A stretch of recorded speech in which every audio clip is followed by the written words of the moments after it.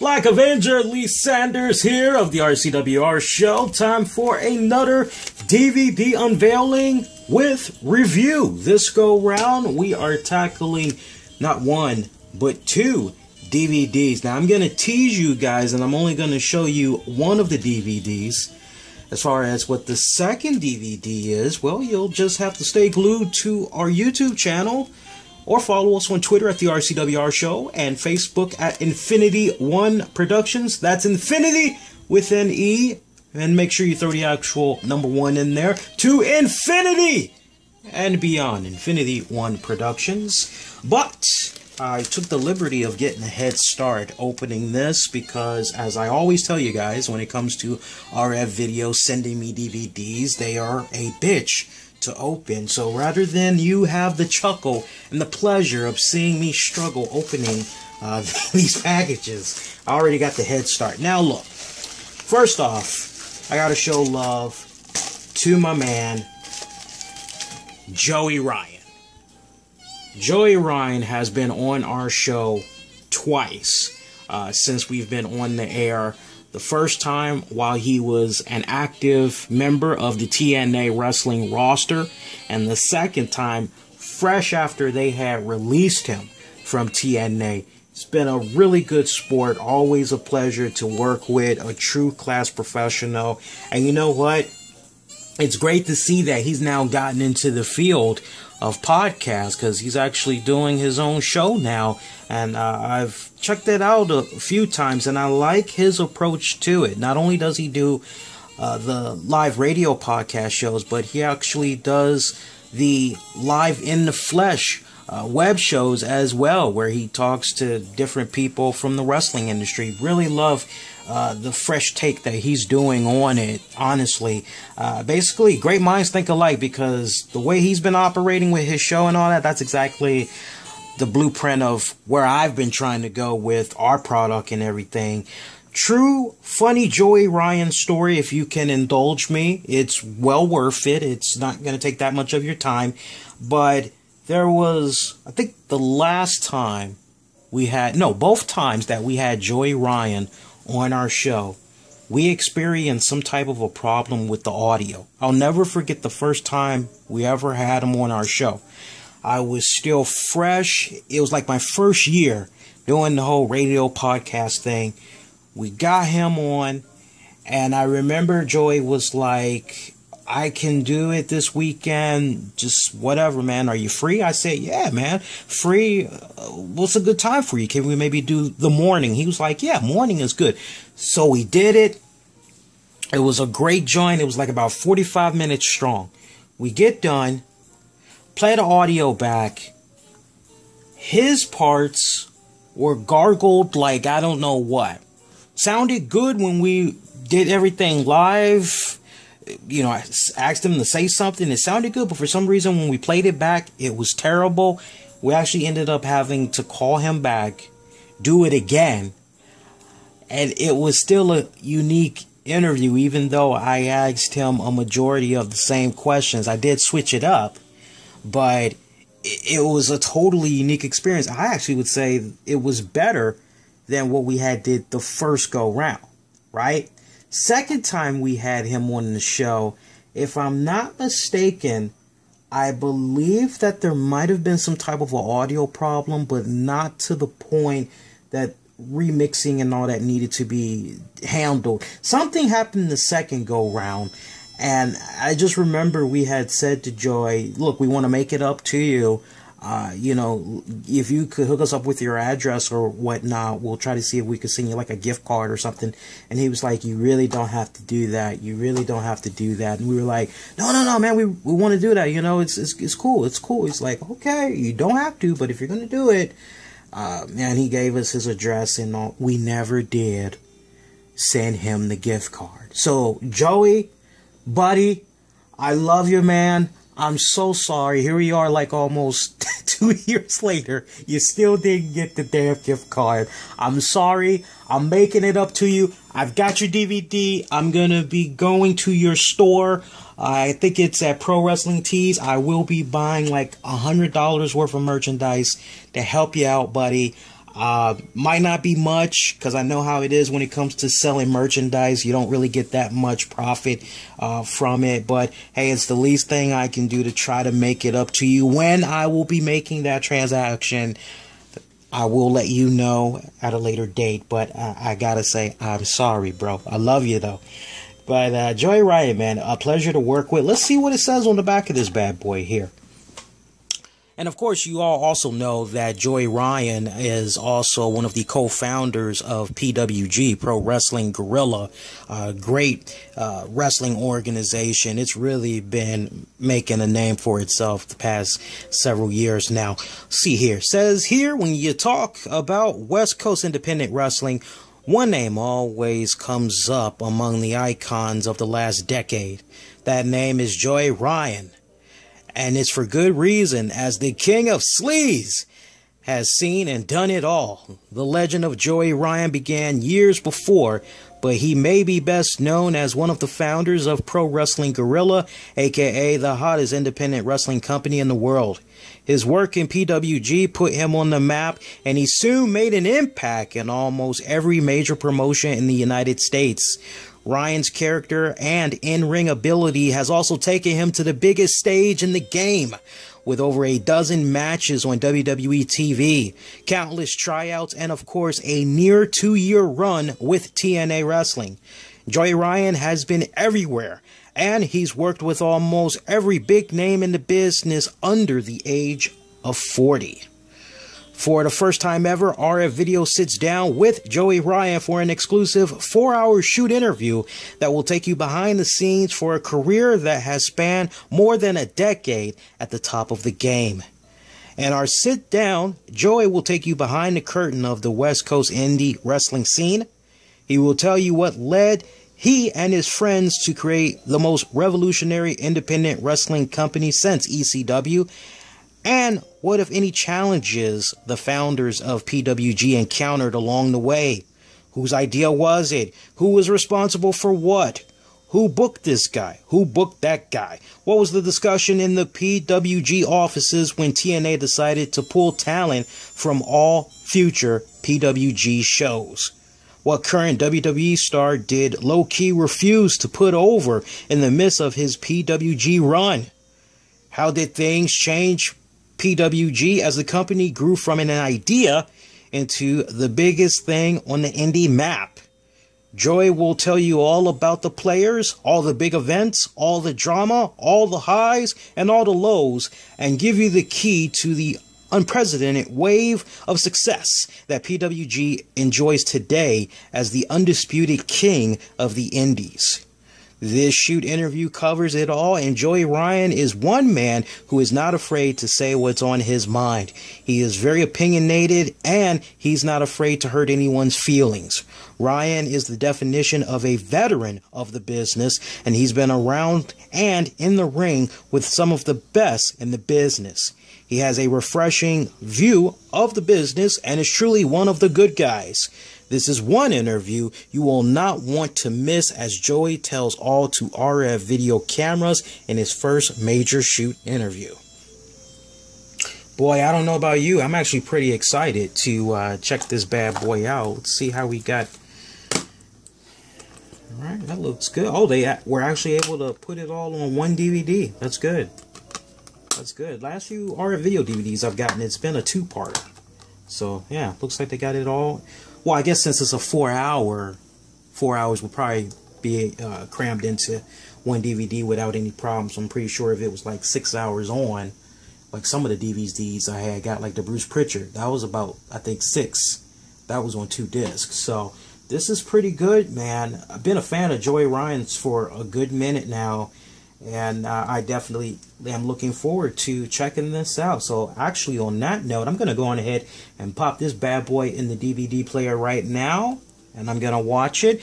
We're going to come right back, and we're going to review this for you guys. So sit tight, because that DVD review is coming up right about now. Alright, boys and girls, so it's now time to talk about the overall review for this Joey Ryan shoot interview. I gotta be brutally honest with you guys, because that's what you've come to expect, right? A lot of what was said on this DVD pertains to Joey's promotion that he co-founded, which is Pro Wrestling Guerrilla, and a lot of the stuff that was talked about, it just went way over my head, and I just really want to prepare you guys that might have been thinking about checking out this DVD, because 3/4 of it is all about Pro Wrestling Guerrilla, and unless you've been following that promotion for many years, a lot of the stuff that's talked about you're going to enjoy. Otherwise, you may end up kind of feeling, I hate to use the word, but I'm going to put it out there, you may feel bored with a lot of the stuff that's being said of Pro Wrestling Guerrilla, simply because you don't know anything about that promotion. But when you come away from this, it should make you want to start feeling more inclined to see what's going on with that promotion, as really the only way you can see what's going on with them right now is to check out a lot of the stuff that they're putting out on DVD through their partnership with High Spots. And it's kind of interesting that I brought up High Spots, because one of the things that I thought was very interesting about this shoot DVD was when Joey Ryan had talked about how his relationship with TNA Wrestling, it came to a breaking point, because for a lot of their PWG shows, they were going to guys like Samoa Joe, Daniels, Frankie Kazarian, AJ Styles. They were using a lot of guys from TNA to come help them out on their shows. And the main drive as far as PWG success, it comes down to those DVDs. And TNA Wrestling, somehow they had, I don't know, maybe eventually they got hip to the fact that, hey, some of these wrestlers that we're loaning to Joey Ryan and Pro Wrestling Guerrilla, they're appearing on these DVDs. Oh, we got to put a curb stomp on this. So at one point, TNA Wrestling said to Joey Ryan and the other owners in Pro Wrestling Guerrilla, hey, look, we don't mind hooking you guys up with some of our talent from our roster, but this thing that you got going on with High Spots, you've got to stop that. Either you stop it, or we just aren't going to be having this business relationship anymore. And Joey Ryan, as well as the other founders, they said, okay, you know what? Be kind of a silly move to all of a sudden just kick High Spots to the curb, because they have been what's been helping our company grow over the years. Okay, well, let's stick with High Spots. And it's a decision that Joey Ryan said he's very proud to have made, not one that he regrets one little bit. I thought that was a very interesting tale right there that he covered in the DVD. He also did more than once on this thing put over the Young Bucks. He really loves them.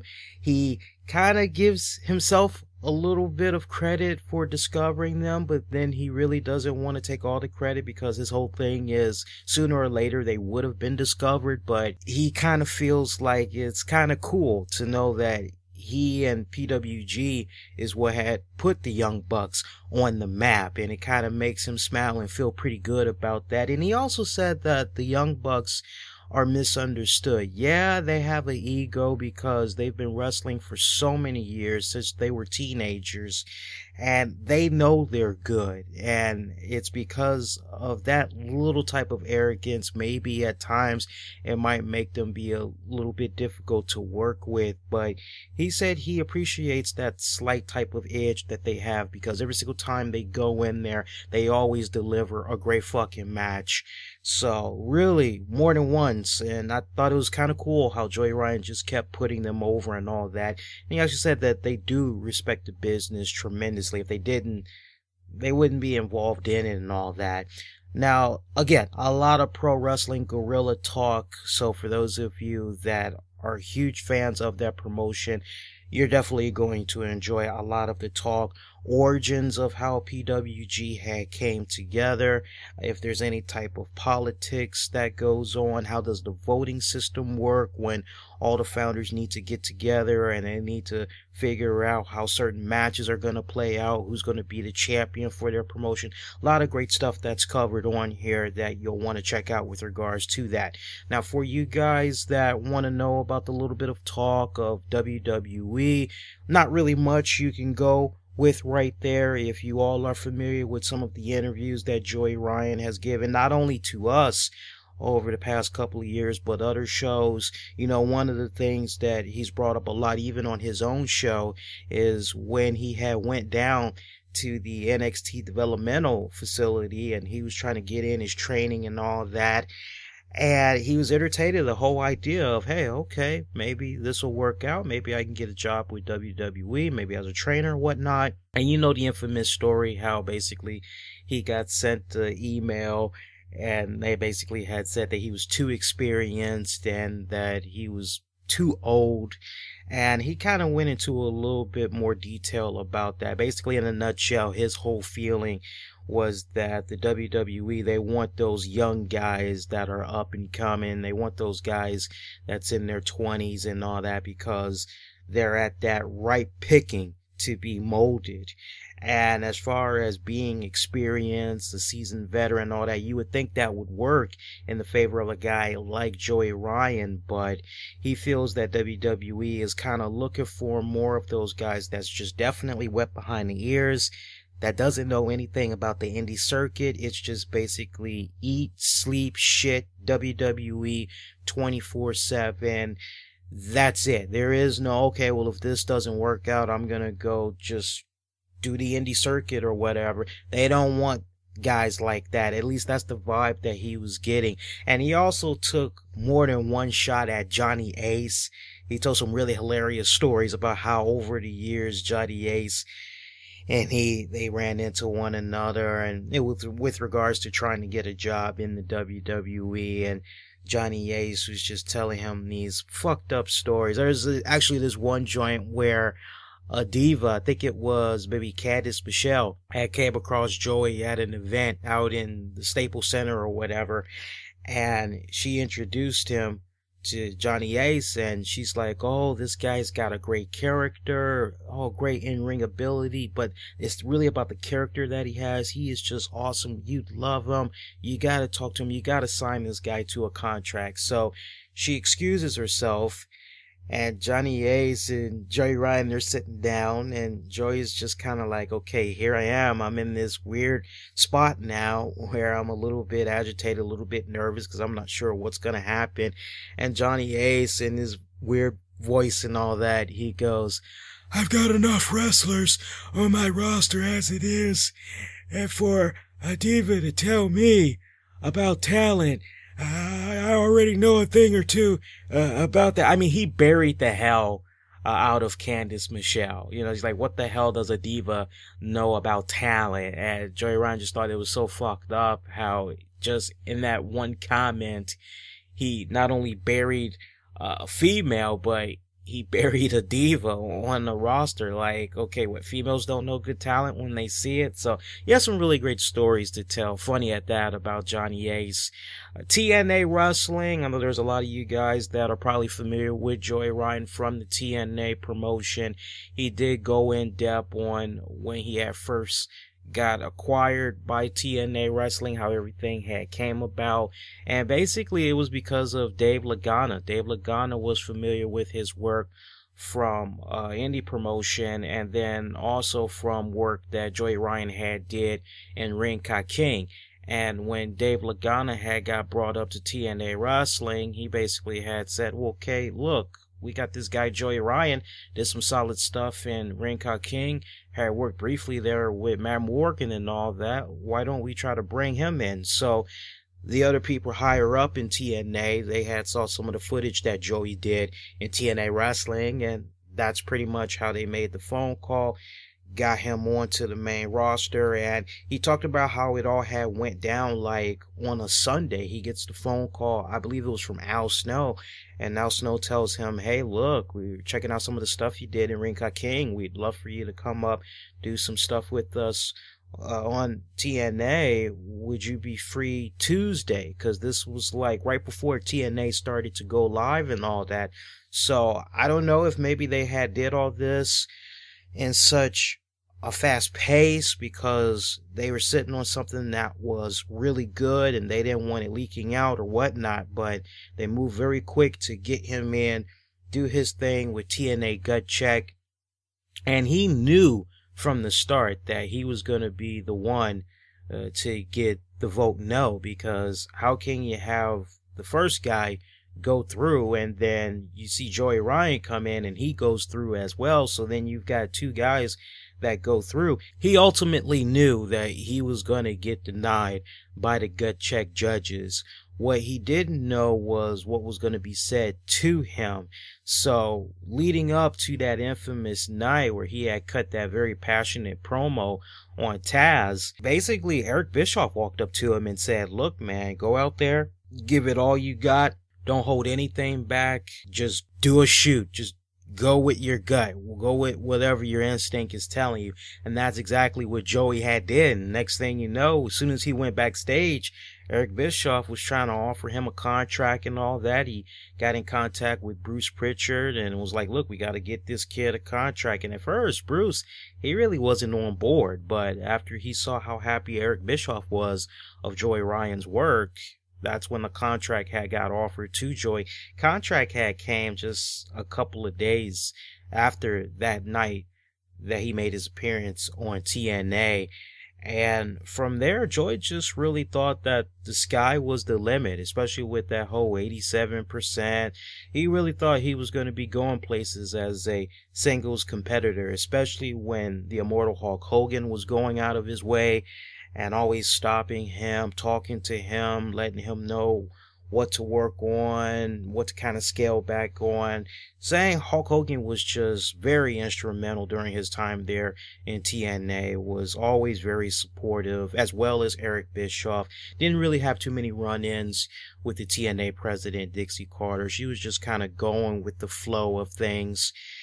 And all of a sudden, as you all know, eventually we started to see him get teamed up with Matt Morgan. That's something that just kind of rattled him, because as far as he was concerned, him being teamed up with Matt Morgan, it just really hurt the both of them. He understood that they paired him up with Matt Morgan to try to protect him a little bit, but at the same time, he couldn't help but really be taken back by how micromanaging a lot of people were in TNA as far as Matt Morgan, and as far as his in-ring ability and when he's cutting promos, they were getting on this poor guy for like the least littlest thing.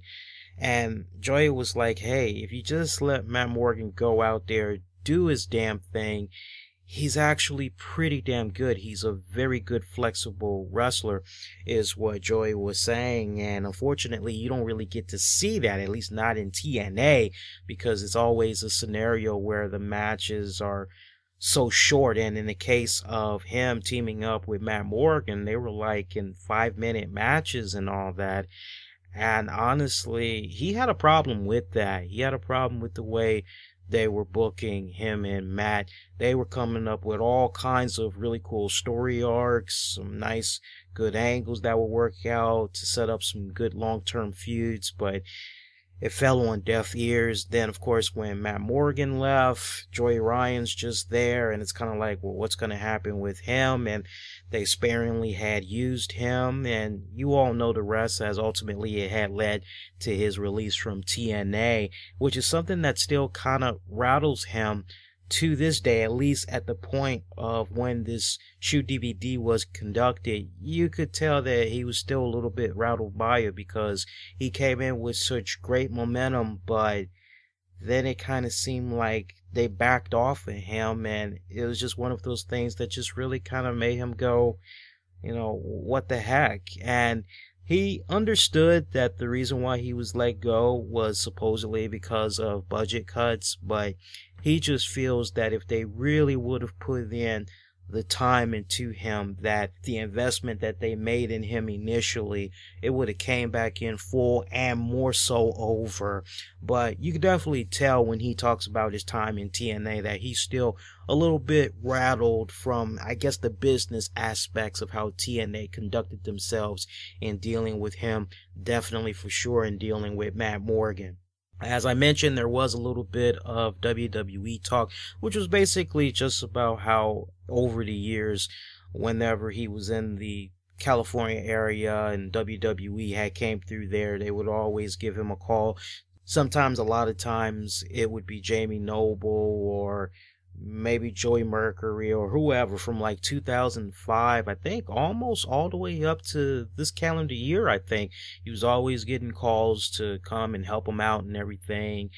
And, it's just one of those mysteries when you just think about how many times he's popped up sporadically for WWE over the years. You kind of say to yourself, damn, why wasn't this guy offered a contract every single time they needed help with a taping, a dark match, or whatever? This guy was always willing to help them whenever they were in his neck of the woods. Why not offer him a contract? It's just one of those mysteries that just makes you go, okay, well, that's really fucking weird. Other honorable mentions, he had talked about Wrestling Society X.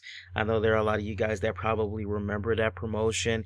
He talked about how the deals were structured and all that. Very interesting how it was set up too, by the way.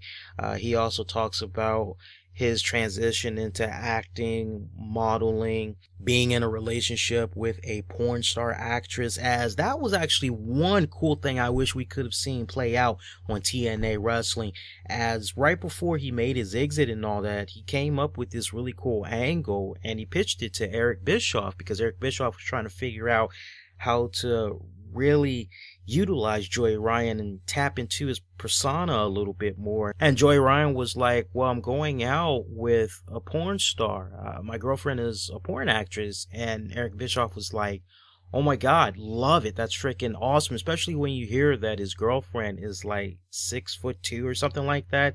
And Eric was trying to do everything he can to maybe have her come in, be a valet or whatnot to him. And that probably would have reignited his singles run even more. But he couldn't get the okay from Spike TV. They really weren't too keen on it, so, which absolutely fucking sucks, because I would have loved to seen how that would have played out. But I would definitely have to say, this is one DVD you guys should definitely check out when you guys get a chance. Hey, if there is a DVD that you would love for me to check out, you can post those comments down below or hit us up on Twitter at the RCWR Show, Facebook at Infinity One Productions. Of course, as always, for those of you that maybe had checked out this shoot interview with Joey Ryan, you guys are more than welcome to interact and let me know what you had thought about this DVD, if it passed or failed for you. Do make sure you stay connected to our YouTube channel, because in the coming days, our next shoot DVD review is going to be none other than the one Eric Bischoff conducted with RF Video. First time in RF Video history that they were able to sit down with Eric Bischoff, as Rob Feinstein of RF Video had been trying to get a hold of Eric Bischoff for a shoot interview for at least a decade now. So this is like almost a decade in the making. That's going to be the next one that we're going to be checking out to review for you guys. So for those of you that have not purchased it yet and you're very curious, stick around. We're definitely going to give you a great in-depth review on that coming up very soon.